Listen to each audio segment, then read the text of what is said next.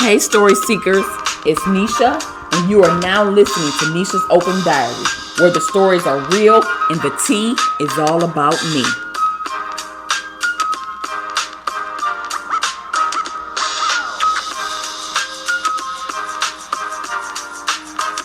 Welcome to Nesha's Open Diary. I am Nesha, and you are listening to Nesha's Open Diary, where my story times are true and my experiences are real.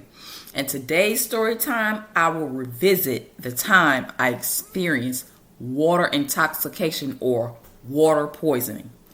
Okay, so I know that water intoxication or poisoning sounds crazy, right? Because everybody knows that water is essential to human life. And again, we're supposed to do everything in moderation. Well, I ended up finding out how it can be detrimental and deadly to my life. And if you don't know what water intoxication is, it's a condition that occurs from drinking too much water. And it throws off the balance of electrolytes in your body.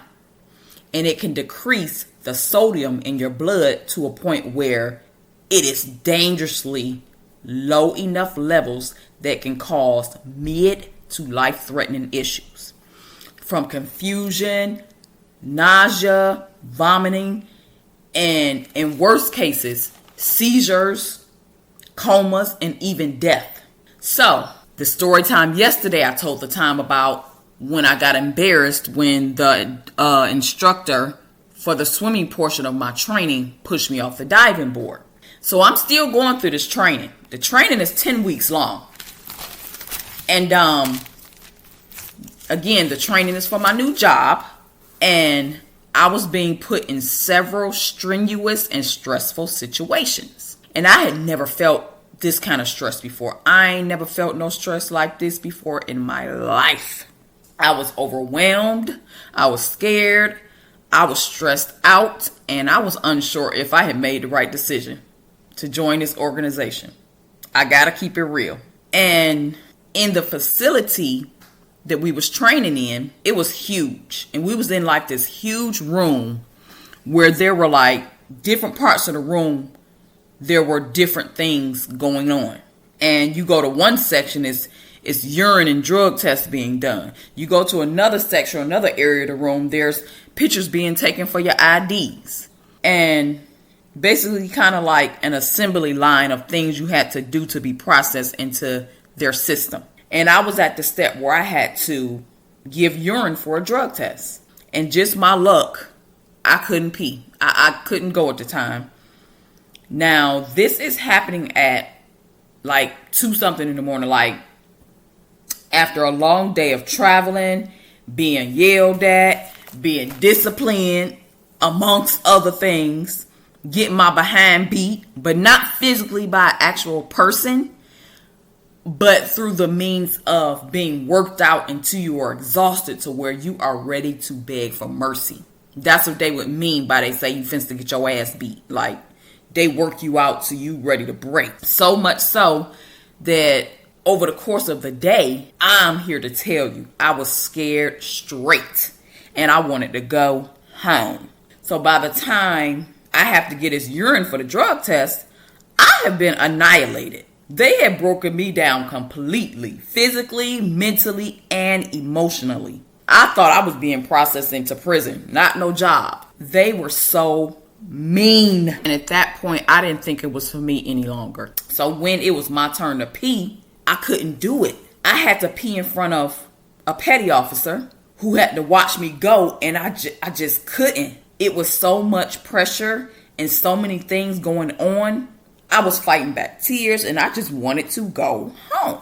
But I had already signed on the dotted line and I was obligated for 4 years. So I left out of that very public bathroom and I got back in line with the rest of the females because I was obviously on the female side or whatever. And everybody who couldn't use the bathroom or couldn't pee or whatever had to keep walking around that huge room that we was in. Like, because in the middle, it was a whole bunch of chairs where you could sit at when you was waiting to go and get your ID or whatever you had to do done. And it's a huge circle around these chairs and you just walking around the circle and then walking around the circle. And you keep walking in circles around and around until you had to pee. And then when you had to pee, you got back out of the line. You went back to the line for the bathroom. So I'm out there again, and I'm circling, and I'm circling. And each pass by the water fountain, I'm getting a sip of water because I feel stressed out. I feel like they gonna get on my head if I don't hurry up and give them this urine. So because I wanted to get the drug test over with, I am exhausted in every way a person could be. I was out there for a long time, and I couldn't pee until my stomach was real fat. Like, my stomach looked super bloated because I was drinking so much water. I mean, I was out there for over an hour, and every single time I walked past the water fountain, my dumb ass was getting more water because I was scared. And I'm like, I got to do what they telling me to do. And I began to feel nauseous after a while. So I get back in the line to pee. But at this point, it's urgent to the point to where I can't control my own body fluids. Like, the pee is coming out whether I wanted to or not. And I start peeing on myself. And then, you know how like you pee on yourself and then wherever you were standing at, it's a puddle of pee? And then, so then I'm trying to get somebody, I don't know who to talk to, where to go to get a mop and some cleaning stuff to clean it up or whatever. I'm embarrassed and I don't know what to do. And at that moment, I start pushing my way to the front of the line because, I'm losing control of my own bodily fluids, my bodily functions. I gotta go. So I get to the front of the line, and the petty officer in charge, I was trying to tell her I didn't feel good. But at that point, I felt the throw up coming. And ain't no talking to her, ain't no explaining nothing. The training, okay, I know we training. I know y'all gotta be mean. Y'all gotta be treating us the way y'all treating us to do whatever. But I pushed the girl in front of me out to where she was gonna get threw up on. And I ran into the stall, and I fell on my knees, and I threw up everywhere, all over the floor. I missed the toilet completely. And the petty officer in charge is yelling at me and telling me to throw up in the toilet. All I hear in the background is like, shipmate, throw up in the toilet.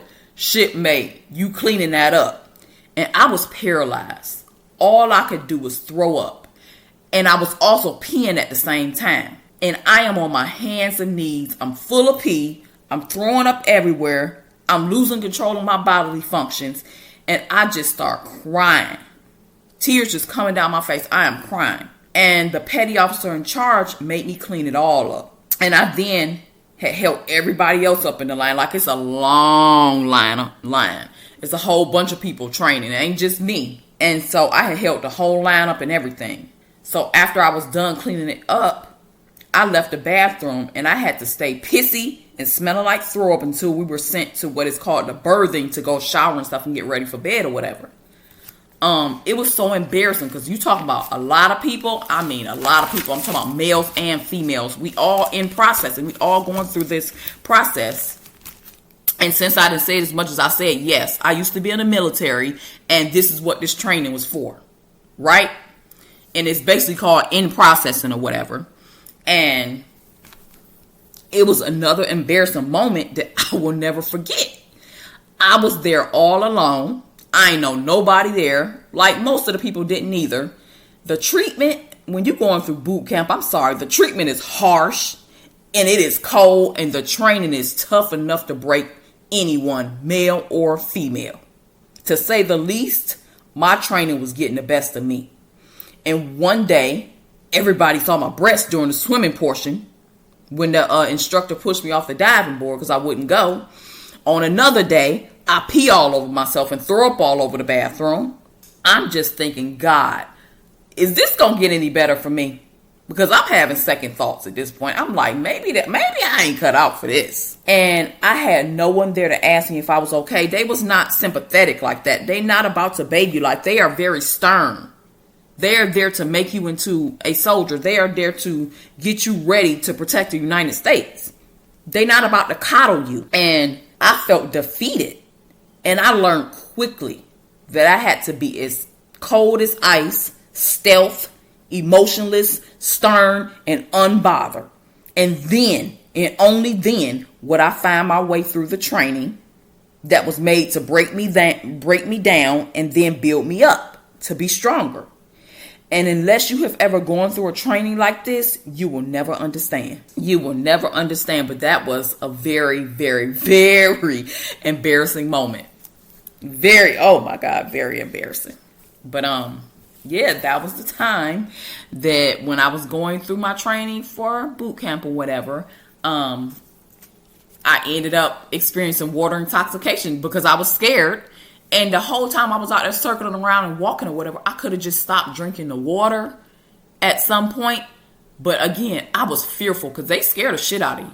And I was so fearful and stuff, my dumb ass just kept drinking the water like, nope, I got to get this done, got to get this taken care of. I want to get it over with. Like, I can't even describe to you the type of stress that I was going through, the type of stress that it is indescribable. I cannot, it's indescribable. And yeah, I have had a lot of embarrassing moments in my life and a lot of things happen, but this is one that really, it was really something. And it was just another experience that I went through, and here I am telling the story time about it. All right, story seekers, that is all for this story time. I am out of here. Make sure you follow me on all socials at Nesha's Open Diary and my website at nesha'sopendiary.podbean.com. And until next time, I will meet you where the pen meets the diary. All right, story seekers, that does it for this story time. I'm out of here. Until next time, make sure you tap in. Follow me on Facebook and Instagram at Nesha's Open Diary, and I will meet you where the pen meets the diary.